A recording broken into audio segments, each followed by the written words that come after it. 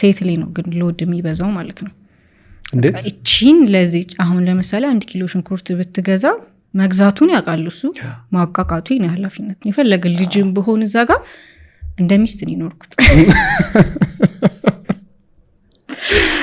ይመጣል ራት ይፈልጋል በቃ ተምሪ ገባለው ራት ሰራለው ከዛ ለነገ ለምሳይ ማስበው እኔ ነኝ ይዤ የምቋጥረው ማለት ነው እዛ የተዋወቅኳቸው ጓደኞቼ ስቲል ከቤተሰቦቻቸው ጋር ነው የሚኖሩት ተቋጥሮላቸው ምን እንደተቋጠረውላ አብረን ነው እንገፍት አያውቁትም እነሱ አያውቁትም እኔ ነኝ እንዴት አድርጌ ነው የምሰራ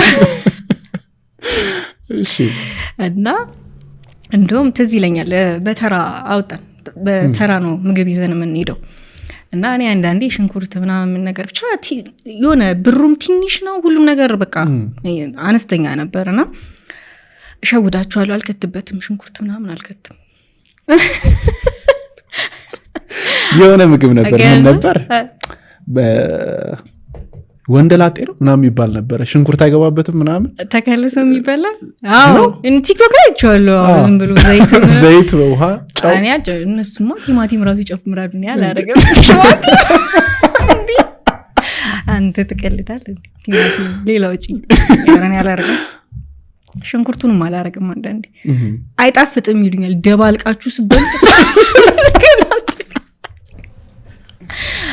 እስኪ ሰርፕራይዝ አርጊኝ ይሉኛል ሲከፈት የኔ ምግብ ማለት ነው ስለኛ እስኪ ክፈችው ይላሉ ዛሬ ደግሞ አለመሞታችን ባንቺ ምግብ እዛ ደባልቆ ተላችሁ ይበሉታል ያልቃል ይበላል እኔ ራሱ ኦኬ እነሱን ብቻ በላለው ማለት ነው አቢ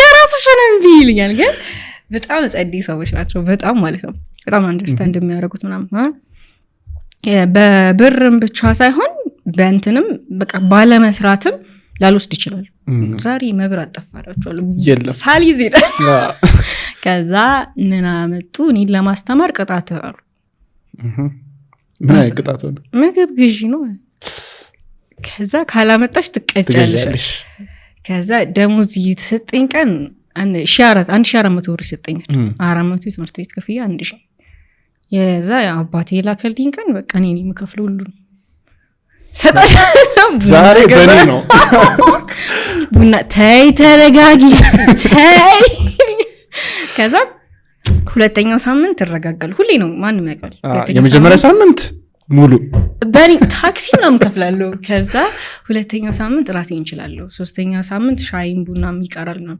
አራተኛው ሳምንት ከሰኞ እስከ ቅዳሜ ብድር ነው ሙሉ በብድር ነው የሚያልቀው ከዛ ቅጣት መቀጣት ጀመርን መቀጣት ጀመርኩ እነሱም አይቀጡም እኔ መቀጣት ደስ ይላችኋል ከዛ እንቁላል በስጋና እንቁላል ፍርፍር ይላል አንድ ጉዳይ አይዋልዱ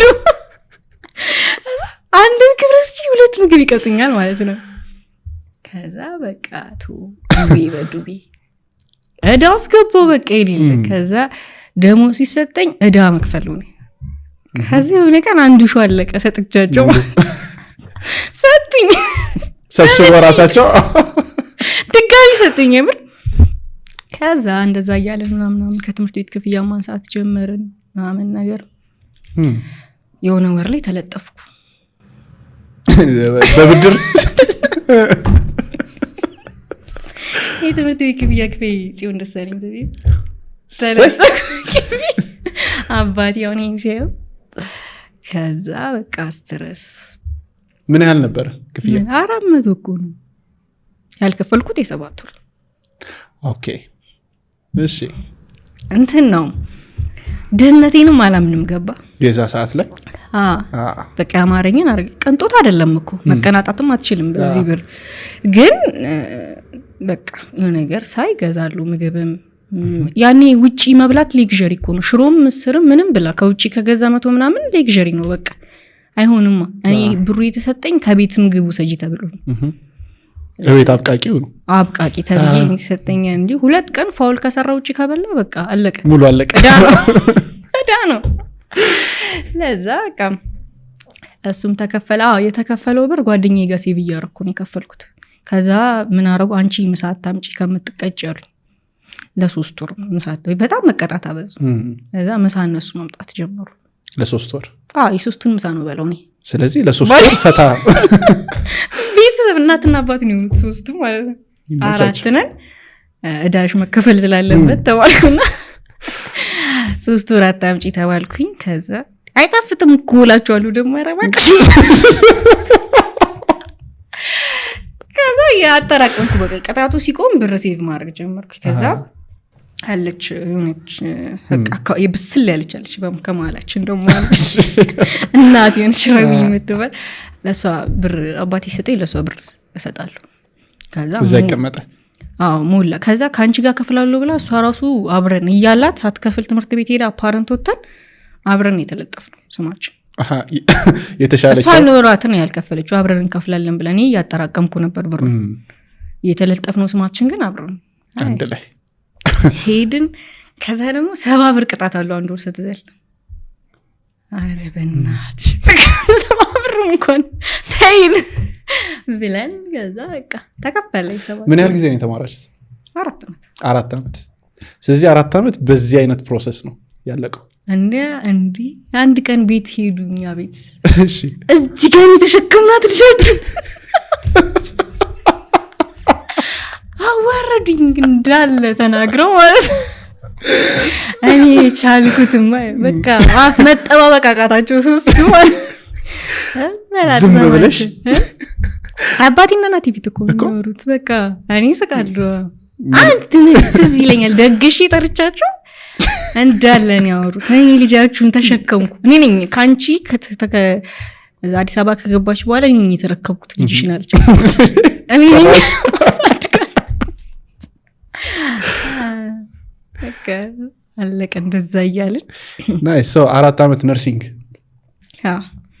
ከዛ ወደ ስራ ገባሽ ወይስ የስራ ፍለጋ ደግሞ ሌላ ጊዜ ነበረው? እኔ ስራ አልፈለኩም። ቀጥታ ወደ ስራ ነው የገባሽው? እንዴት መሰልክ ለግራጁዌሽን 16000 ብር አገኘ። ኦኬ የዛን ቀን ማለት ነው ጊፍት ምናምን ሲሰጡኝ። ከዛ ጊዜ በኋላ ብር ተቀብዬ አላውቅም ከቤት 16000 ሲሰጠኝ። ከዛ የሆነ ጊዜ የወንድሜ መስሪያ ቤት እሄድ ነበር። 16000 ጊፍት ነው ብር።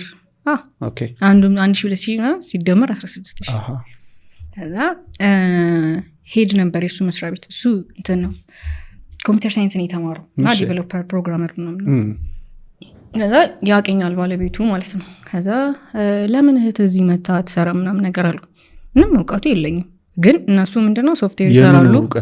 የሶፍትዌር ምናምን ኦኬ የነርሲንግ ምትመስለኝ አረ ጎበዝ ተማሪ ነኝ እዛው እና ለምን እዚህ አትመጣም ማለት ነው። መስራት ትፈልጊያለሽ አለኝ። እንዴት ቀላል አልኩትኝ። እኛ ቀጥታ ስራ አንፈልግም ደግሞ ሲኦሲ ያለ ፈተና። ስለዚህ ሲኦሲውን ተፈትኜ ጋፕ ነበር። ይሄ አይ ቲንክ ከተመረኩኝ ከሳምንት ወይ ከ15 ቀን በኋላ ቢሆን ነው እንደዚህ ሲለኝ እንዲህ ሰራለሁ አልኩት። ከዛ ነገረው። እሺ በቃ ትሰራለች አለ። ምንድነው ትሬኒንግ ወስዳለሁኝ። ከዛ በኋላ እነሱ የሰሩት ሶፍትዌር አለ አይደለ ለመንግስት መስሪያ ቤት ዲዛይን ይደረጋል።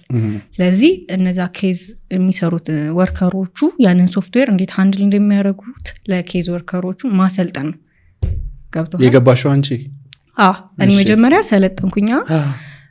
ስለ ኢሰርቪስ ከሆነ ስለ ኢሰርቪስ እኔ አወቅኩኝ። ከዛ ኢሰርቪስን እንዴት መስራት እንዳለባቸው ለሰራተኞቹ ማለት ነው ለነሱ ማሰልጠን ኦንላይን ሲስተም እንዲሆን ማለት ነው።